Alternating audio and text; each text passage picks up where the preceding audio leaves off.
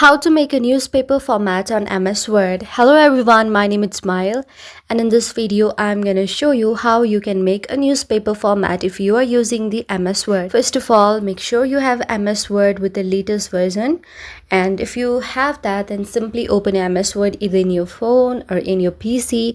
If you are in your PC, just tap on the PC, choose a blank document, and from the internet you can search for the newspaper and you can get the newspaper template there. If you're using the phone for this, then you can simply tap on this plus icon, and now you can see here are many documents right here, like notes, list, outline, and many here.